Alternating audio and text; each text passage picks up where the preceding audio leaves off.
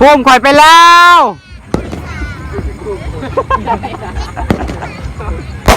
โอ้เห็นบ่โค้งข่อยไปแล้วหันเห็นบ่ไปแล้วเดียวตาโคมคอยไปแล้วอาจารย์แบบว่าเราปล่อยมากเนาะแบบว่าเราไปน้ำกับคนเนี่ย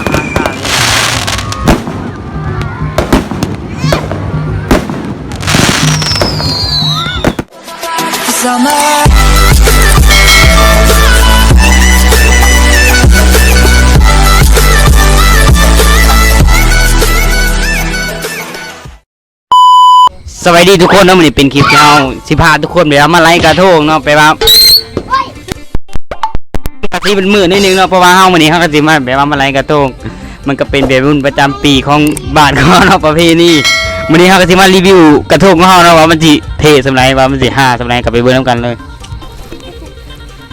อันนี้ก็คือกระทงของข่อยเองเนาะแค่สตูดิโอค่ะสิประมาณนี้เนาะมันกับรุ่นแบบเพื่อนิดนึงมันก็แตกต่างของพวกเด็กกระโปรงกับสิประมาณ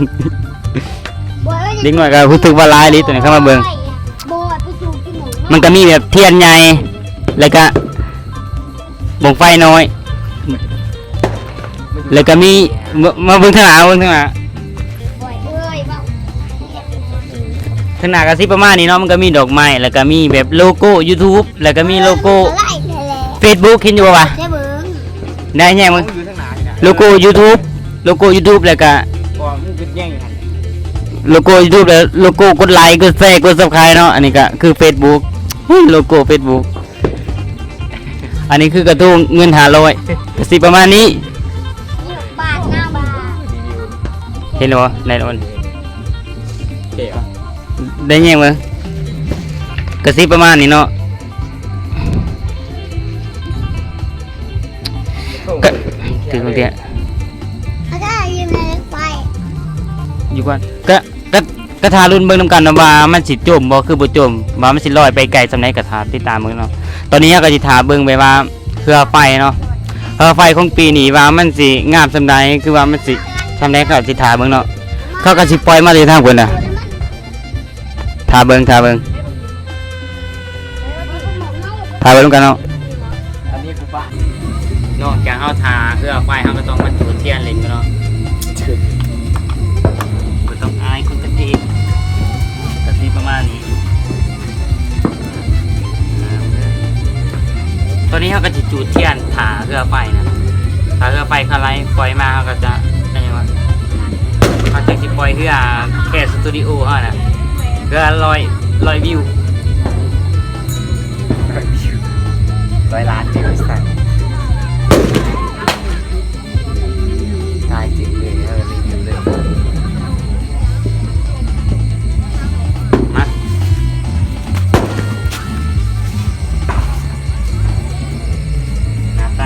คือเฮ็ดนิดนึงก็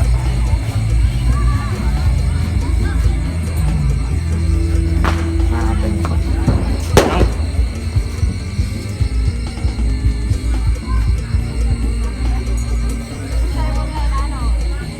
เบิ่งนี่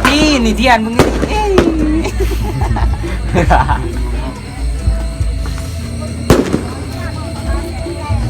นี่ก็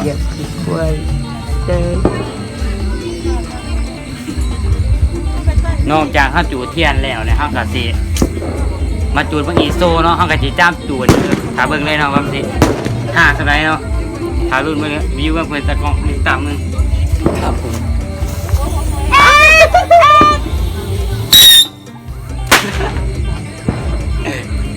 กลัวก็สิประมาณนี้เนาะจูดสู้ไปดับเพิ่นก็ไปกูได้เตี้ยจักแล้วไฟดิมานี่แหละกูกาวาวมอนี่ไม่ใช่กับไฟเปิดไฟที่ไหนเนาะกระซิบประมาณนี้นะเพราะเขาจุดอีเมื่อกี้มาให้ไปดีจุดโซ่เนาะปะบางนึงมันก็เอามื้อนี้เขาก็มีงบหน่อยนะก็ต้องซื้อ2 อันเลยโอ้ยเห็นอยู่ได้เห็น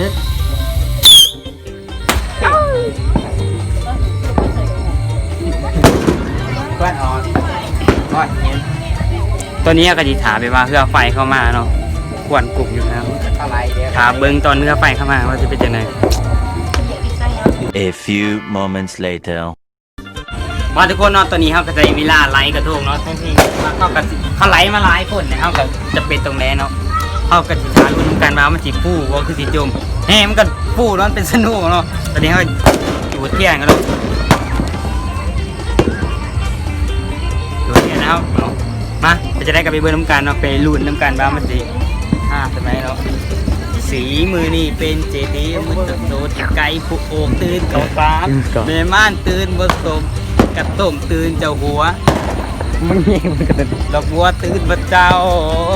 หมาเท่าตื่นลิงโทนพอได้สิไลฟ์มาเบิ่งโลโก้ Facebook ของเฮากันเนาะโลโก้ Facebook แล้วก็โลโก้ YouTube แล้วก็โลโก้กดไลน์เนาะเห็นอยู่ป่ะ เห็นอยู่โอ้ย ตอนนี้ก็สิขึ้นเรือเนาะ คือเรื่องอะไรมึงอีกวะนี่ ขึ้นเรือเนี่ย ก็ถือโทรศัพท์เองวะ ให้บ่เคยเสียบที่นี่นี่เด้อตรงหลังเด้อมาตอนนี้ก็สิขึ้นเรือเนาะเนี่ยอันนี้นะพุทธมาตอนนี้ก็จะขึ้นเรืออะไรก็ไปไลฟ์ โอ้ นำกันเนาะ ลงทุนมาแล้วนะคุณ ว้ามาสิ5ซะได้นะแย่อยู่วะ แจ้งอยู่แจ้งอยู่ อีโต้แน่เนาะมื้อนี้ทายกินมื้อบางทีก็ถูกครับบางก็ถูกครับปีนี้โคตรร้ายนี่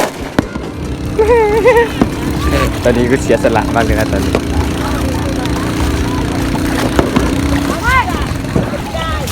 เอ้าโอ้ยโอ้ยมึงจืนมาอีสร้างนี่กระทูเกสตูดิโอล่าออกล่าแล้วมาตอนนี้ก็สิไลน์นะเพราะว่าก็กระโปงร้ายนะมาเนาะ อธิษฐานเลย มาตอนนี้กันเขาก็จะอธิษฐานเนาะ อธิษฐานในใจเลยว่า อธิษฐานเป็นประเพณีของเราเองเนาะแล้วอธิษฐานเรียบร้อยเนาะตอนนี้ก็สิปล่อยเนาะก็สิปล่อยมาเบิ่งโลโก้ YouTube กับโลโก้ Facebook ก่อนมาหันว่าสิ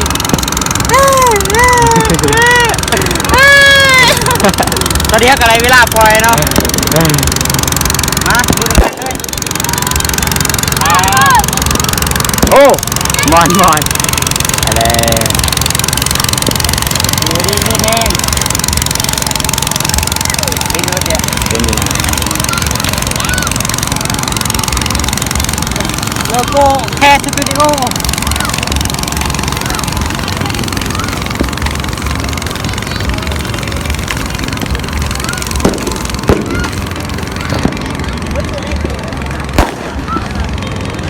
ตอนนี้เบิ้งกระทงทุกคนลายลีปีนี่นะกระทงก็คือสีลาย ตอนนี้ก็มีแบบว่าห้องกสิถาเบิ้งเรือไฟเนาะว่ามันสิงามสุดในว่ามันสิอลังการสุดในของปีเนาะได้ยินเขาว่าแบบว่าโคตรงามอีเนี่ยมันปีนี้คือเป็นเวลาแบบว่ากาดอกบัวนะ เดี๋ยว เขาก็สิถาเบิ้งเนาะว่ามันสิงามสุดในก็สิถารุ่นถาส้มกันนะหญ้านี่นะไรกระทงปีนี้เขาแบบว่าเขาจุดกระโปงอะไรมันเป็นประเพณีเนาะเขาอนุญาตให้จุด โคมน้ำกะทิบางโคม อันนั้นก็คือโคมเนาะอู้เขาจุดปีนี้ เดี๋ยวบอยเขากระจิถาเบิ้งเนาะ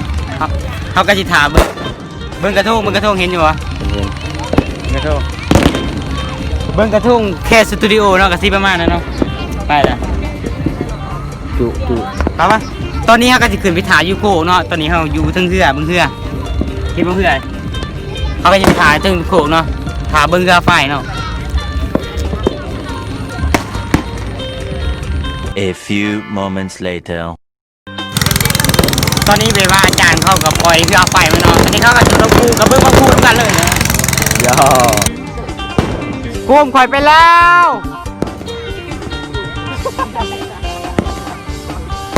โอ้เห็นบ่โคมข่อยไปแล้วเห็นบ่ ไปแล้วเดี๋ยว ตาโคมคอยไปแล้วเอาพิงวิ่งตัว เห็นอยู่ ตอนนี้เข้ากับปล่อยเรือไฟเลยนะ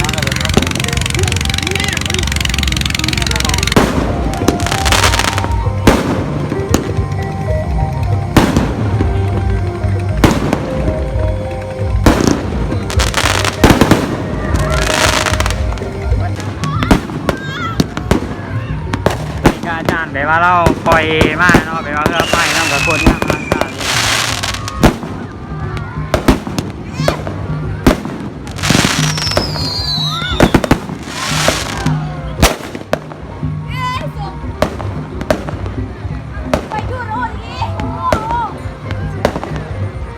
โค้งไปอีกแล้วไปอีกแล้ว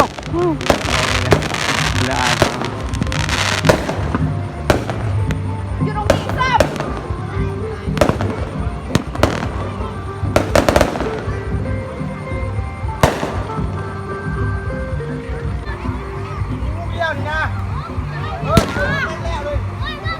ตัวอยู่กลางน้ำก็เป็นเรือไฟเนาะมันเป็นเรือไฟของ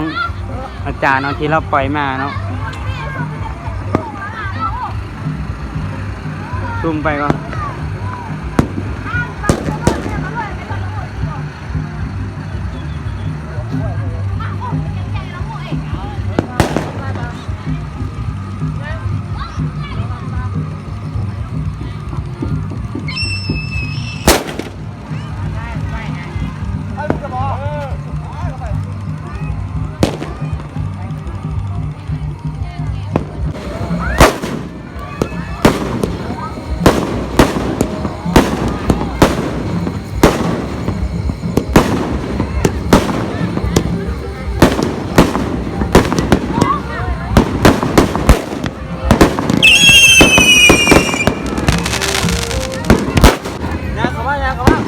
ตอนนี้เขาก็แบบว่าเขา